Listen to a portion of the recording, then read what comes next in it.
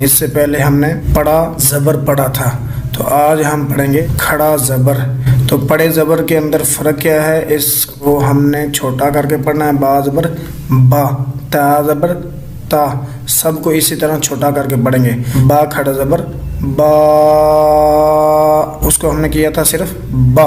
کھڑا زبر جس کے اوپر ہو اس کو تھوڑا سا لمبا کر کے پڑھیں گے۔ اس کا کچھ قاعدے ہیں۔ اس طرح زبر حرف کے اوپر آتا ہے، اسی طرح کھڑا زبر بھی حرف کے اوپر ہی آتا ہے۔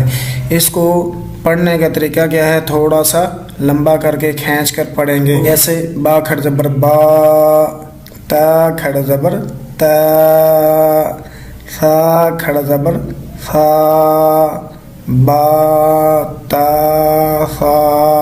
زبر کے اندر کیا تھا، با زبر با، تا زبر تا، سا زبر سا، با تا سا۔ سارے کو جو ہے نا وہ پڑھیں گے اسی طرح لمبا کر کے۔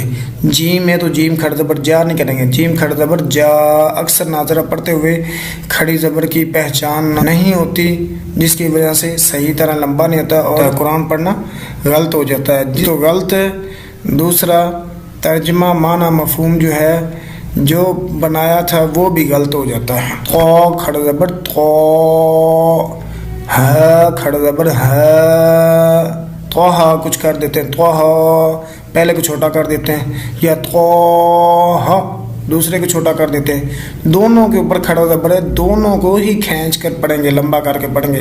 تو ہا جتنا پہلے کو اتنا دوسرے کو۔ حمزہ کھڑا زبر آ، یا کھڑا زبر یا، آ یا نہیں کرنا، دونوں کو لمبا کریں، آ کو بھی اور یا کو بھی۔ آ یا تا دو پیشتن، آ یا تن، آبی داتن، آثارن،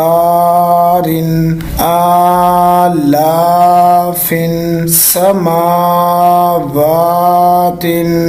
ترجمے کے سبق ہے جس کے اندر ہم نے 2 سورہ بقرہ کی آیتیں پڑھ لی ہیں۔ آگے پڑھیں گے تیسری آیت، الذین وہ لوگ جو، یا پھر جو لوگ، یؤمنون یا شروع میں آئی ہے وہ، حمزہ میم نون امن ایمان لانا، یؤمنون ایمان لاتے ہیں، با شروع میں آئے ساتھ یا پر، غیب کا پہلے ترجمہ کریں گے، غیب پر، جو ایمان لاتے ہیں غیب پر یا غیب کے ساتھ۔ کاف میم قائم یا شروع میں آیا وہ، و اور یقیمون وہ قائم کرتے ہیں، الصلاۃ نماز کو، نماز قائم کرتے ہیں، و اور مما یہ اصل میں من ما تھا، تو اگلی میم نون ساکن تھی، میم کو نون کو میم کے ساتھ ملاتے ہوئے نون کی آواز میم میں داخل ہوگی تو میم ما بن گیا۔ تو من کا ترجمہ ہوتا ہے سے، ما کا ترجمہ جو، میم ما اس میں سے، ماں کا ترجمہ جو، من کا ترجمہ سے، ماں کا جو، اس سے جو، مما اس میں سے جو، یا اس سے جو، یا اس چیز میں سے جو، یہ بھی ترجمہ کر دیا جاتا ہے۔ رزق دیا، رزق دیا، نون آخر میں لمبا ہو اس کا ترجمہ کریں گے ہم، رزق دیا نہ ہم نے، ہم انہیں، ان کو بھی کر سکتے ہیں ہم انہیں، ينفقون نون فا قاف نفق خرچ کرنا ہے، یا یہ ہے شروع میں تو وہ ہوگا، ينفقون وہ خرچ کرتے ہیں۔ ہم نے آیت کے اندر پڑھا تھا متقین، تو متقین کی جو صفات ہیں یہ آگے سوال آئے گا کہ متقین کی صفات کون سی ہیں۔ انشاءاللہ ہم آگے متقین کی صفات پڑھ رہے ہیں، تو تقریباً ہم نے 3 صفتیں پڑھی ہیں۔ کون کون سی؟ غیب پر ایمان لاتے ہیں متقی، نماز قائم کرتے ہیں متقی، اور اللہ کے راستے میں خرچ کرتے ہیں۔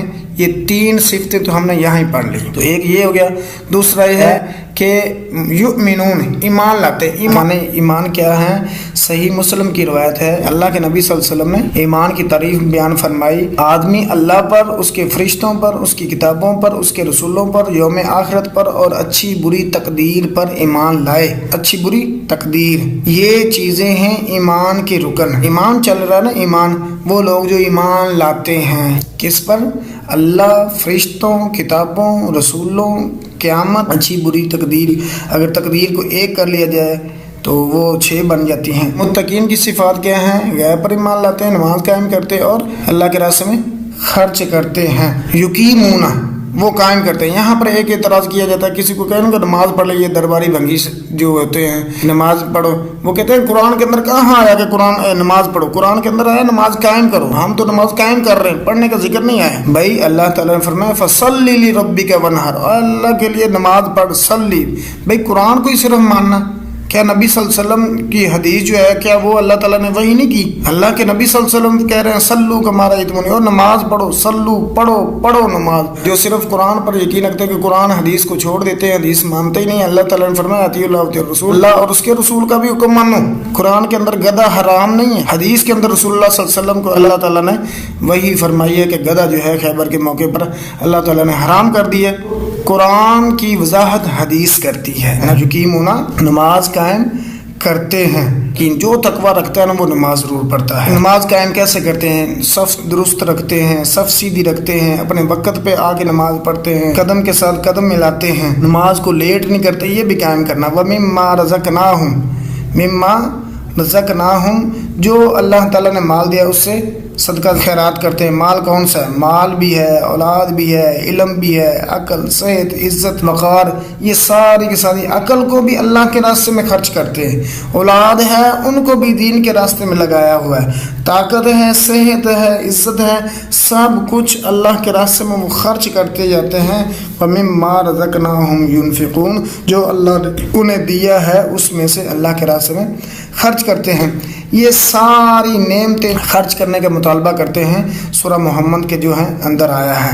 ہماری یہ آیت نمبر 3 ہو چکی ہے، اس کے اندر ایک تو ہم نے متقین کی صفات پڑھی ہیں، دوسری ارکان ایمان پڑھے ہیں۔ اندر ہمارا 5واں سبق ہے الدرس الخامس، 5واں سبق۔ یہاں پر ایک سائڈ پر ہم پڑھیں گے مذکر اور دوسری طرف مؤنث۔ المذکر یعنی مذکر، طالب طالب علم، طالبۃ طالب علم یعنی لڑکی، طفل بچہ، طفلۃ بچی، معلم استاد، معلمۃ استانی، مسلم مسلمان مرد، مسلمۃ مسلمان عورت، صدیق دوست، صدیقۃ دوست یعنی عورت دوست، والد والد باپ، والدۃ والدہ۔ تو یہاں پر آپ نے ایک بات ذہن کے اندر رکھنی ہے، یہ مذکر ہے، جب اس کی مؤنث بنانی ہو تو جو حرف آخری ہو مذکر کا، یعنی آخری طالب مذکر ہے، اس کا آخری حرف با ہے تو با پر ہم ڈالیں گے زبر اور آخر میں تا گول لگا دیں گے۔ یہ دیکھ سکتے ہیں طالب تھا، با آخری حرف، با پر زبر ہے، آخر میں تا گول ہے۔ طفل لام آخری حرف ہے، اس کا مذکر بنائیں گے، لام پر زبر ڈالیں گے اور آخر میں تا گول لگ گئی۔ معلم آخری حرف ہے میم، تو میم پر ہم مؤنث کے وقت زبر لگائیں گے اور تا گول لگا کے مؤنث بن جائے گی۔ اسی طرح آپ جسے بھی دیکھیں گے وہ اسی طرح بدلتی جائیں گی۔ آگے کچھ اس طرح کی نشانیوں کے بغیر بھی ہیں، ولد لڑکا، بنت لڑکی، اخن بھائی، اخت بہن، ابن باپ، ام ماں، رجل آدمی، امرأۃ عورت۔ ایک طرف مذکر ہیں دوسری طرف مؤنث ہیں۔ عقیدے کا سبق ہے، اس کے اندر سوال ہے اللہ تعالیٰ کہاں ہے؟ یہ سوال ہوتا ہی ہے نا کہ اللہ کہاں ہے، تو جواب ہے اللہ تعالیٰ عرش پر ہیں، اللہ تعالیٰ عرش پر مستوی ہیں۔ اس کی دلیل اللہ تعالیٰ نے قرآن کے اندر فرمائی ہے الرحمن علی العرش استوى، الرحمن علی العرش استوى، یہ دلیل ہے کہ اللہ کہاں ہے۔ تو رحمان اللہ تعالیٰ جو ہیں یہ عرش پر مستوی ہیں، اللہ تعالیٰ عرش پر مستوی ہیں۔ سوال اللہ تعالیٰ کہاں ہیں؟ جواب اللہ عرش پر ہیں۔ دلیل قرآن سے الرحمن علی العرش استوى، الرحمن علی العرش استوى، 4 چیزوں کے ساتھ مل کر ایک آیت بنی ہے الرحمن، رحمان، عرش کا بھی ترجمہ آ گیا ہے۔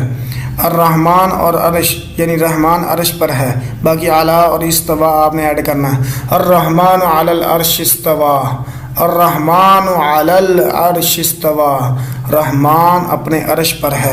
تو اللہ تعالیٰ عرش پر ہیں، پیچھے ہم نے دلیل بھی پڑھی ہے، صحیح مسلم کی آگے بھی دلیلیں پڑھی ہیں کہ اللہ تعالیٰ کے عرش پر ہونے کی۔ اللہ کے رسول نے فرمایا ہے ینزل اللہ، اللہ اترتے ہیں، چڑھتے نہیں، زمین پر ہوتے تو اللہ چڑھتے ہیں، آسمان کی طرف ہونا تھا، لیکن کیا ہے اللہ تعالیٰ اترتے ہیں، عرش آسمان سے اوپر ہے۔